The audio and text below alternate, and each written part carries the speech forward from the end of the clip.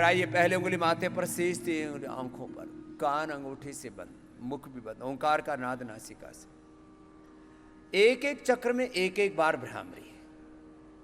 8 चक्रों में ध्यान करते हुए 8 बार भ्रामरी, और एक एक चक्र की एक अलौकिक दिव्य शक्ति है जिसके बारे में मैंने कई बार आपको प्रबोधन दिया है। मूलाधार शक्ति का केंद्र है, स्वाधिष्ठान जो आपके भीतर की अशुद्धियां उनको दूर करने वाला, मूलाधार सशक्तिकरण के लिए, स्वाधिष्ठान शुद्धिकरण के लिए, फिर मणिपुर, हृदय,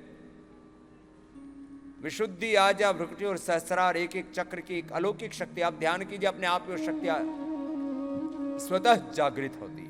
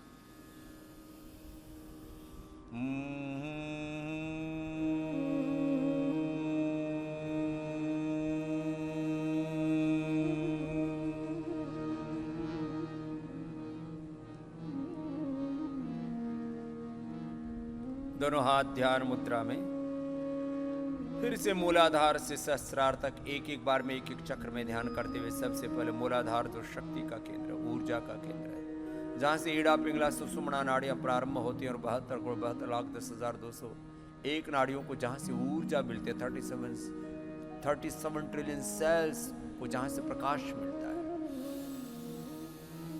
ओ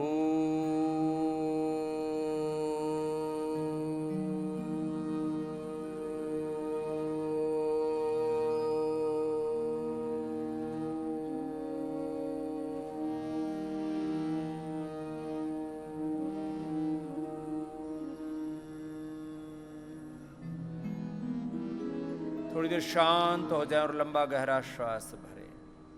सशक्तिकरण के बाद, ऊर्ध्व आरोहण के बाद ऊर्ध्व रेता होते हैं हम मूलाधार में ध्यान करने। सब स्वादिष्ठान से शुद्धिकरण।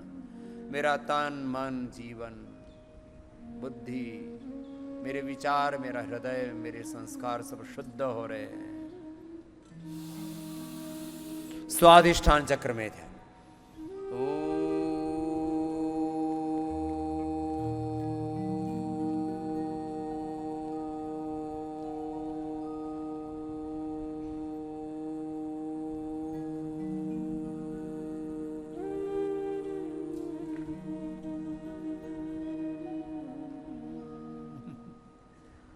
मणिपुर, नाभि और रीढ़ की हड्डी का जो मूल है उसके बीच में स्वादिष्ठान है, जिससे तन, मन, जीवन, आहार विचार वाणी व्यवहार स्वभाव हमारे शुद्ध होते हैं। अब मणिपुर चक्र जो पूरे शरीर को ऊर्जा देता है।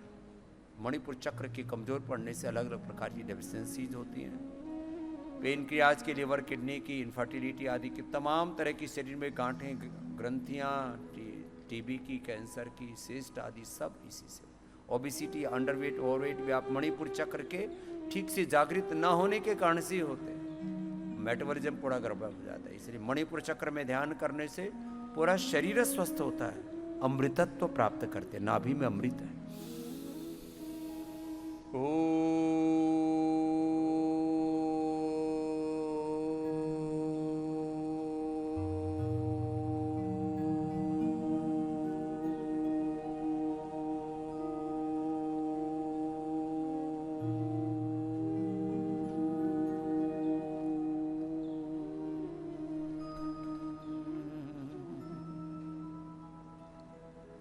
थोड़ी देर मौन ध्यान कीजिए। मणिपुर चक्र के बाद अब हृदय चक्र में ध्यान कीजिए। मौन ध्यान। दोनों स्तनों के मध्य अंगुष्ठ मात्र है पुरुषोई अंतरात्मा सदा जनानाम हृदय सन्निविष्ट है। ईश्वरः सर्वभूतानां हृदयेश अर्जुन तिष्ठति।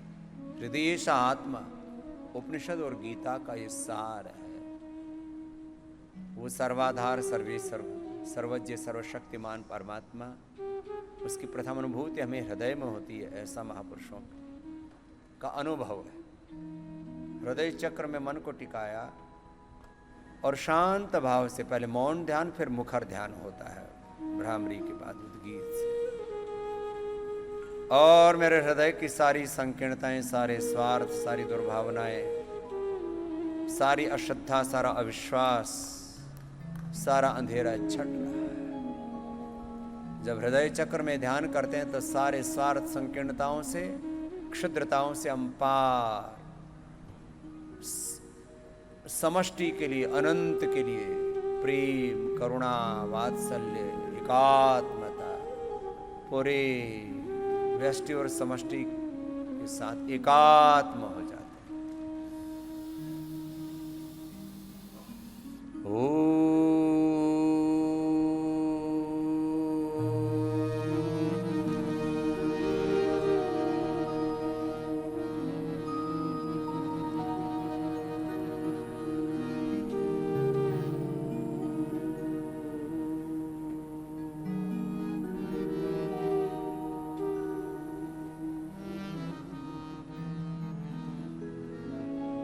थोड़ी देर हृदय में ही ध्यान कीजिए। ऐसे मुखर ध्यान,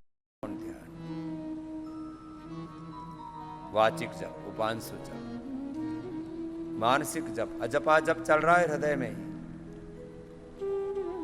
जितनी भी जीवन में कामनाएं हैं, तृष्णाएं हैं, वासनाएं हैं, यही तो हमें दुख देती है। जो अकाम हो जाता है, निष्काम हो जाता है, आप्त काम आत्म काम हो जाता है, आत्मरति हो जाता है। यस्तु आत्मरति रहेगा आत्म तृप्तश्च मानव। फिर उसके लिए जीवन में कुछ करना, कुछ पाना शेष नहीं रहेगा। हृदय के बाद अब विशुद्धि चक्र में ध्यान करेंगे। इससे थायराइड, पैराथायराइड तो अच्छे होते ही हैं। इससे पूरा स्वर तंत्र, हमारी वाणी के तार उस करुणाधार, दया निधान, कृपा सिंधु भगवान से जुड़ जाते हैं। विशुद्धि चक्र में ध्यान। ओ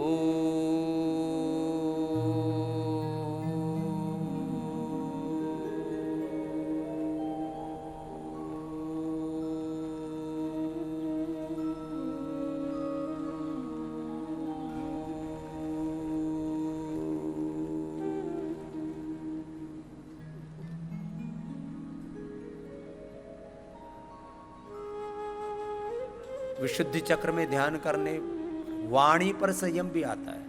सबसे ज्यादा दोष व्यक्ति के वाणी और व्यवहार के ही होते हैं। इसलिए जो ध्यान योग का अभ्यास करते हैं उनकी वाणी और व्यवहार के दोष तो दूर होती है, उनका जीवन ही निर्दोष हो जाता है, निर्द्वंद हो जाते हैं, निर्भय हो जाते हैं, निर्बीज हो जाते हैं, दग्ध बीज हो जाते हैं। अब आज्ञा चक्र में ध्यान करें, ये ज्ञान का केंद्र है। फिर इसके आगे पराज्ञान, पराविद्या, अपरा परा विद्याएं, ये फिर भ्रिकुटी, सहस्रार, ये त्रिलोकी है। और त्रिगुणातीत होने के लिए, भावातीत होने के लिए आपको आज्ञा, भ्रिकुटी और सहस्रार में क्रमशः ध्यान करना होता है। और इससे आप तमस से, रजस से और सत्व से भी फिर पार गुणातीत भावातीत हो जाते हैं। असतो मां सद्गमय आज्ञा चक्र में, तमसो मां ज्योतिर्गमय भ्रिकुटी में, और मृत्योर मां अमृतम गमय हो जाते हैं सहस्रार में, ब्रह्मरंध्र में। मृत्यु की पार मृत्युंजयी हो जाते हैं आप। आइए तीनों चक्रों में क्रमशः ध्यान करेंगे लंबे गहरे श्वासों के साथ, एक अनुष्ठान की तरह।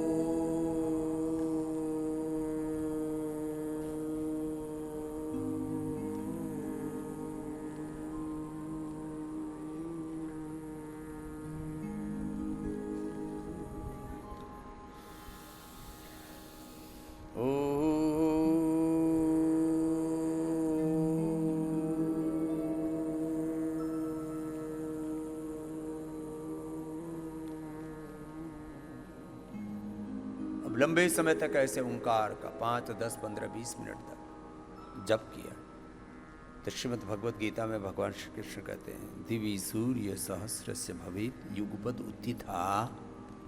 दिवि सूर्य सहस्र से भवेत युगपद उत्थिता, यदि भा सदृशी सा स्यात् भा सत्सस्य महात्मा। ऐसे योगी महात्मा, ऐसे साधक भाई बहन जैसे अंतर्मुखी होकर के ध्यान करते हैं, उनमें हजारों सूर्य जैसा प्रकाश उत्पन्न हो जाता है। इसलिए इसको सहस्रार भी कहते हैं। सहस्रार चक्र में ध्यान करना और हजारों सूर्य जैसा प्रकाश अपने तन में, मन में, प्राणों में, आत्मा में, पूरे अस्तित्व में अनुभव करना। और सब कुछ ज्योतिर्मय तेजोमय प्रकाश में हो रहा है।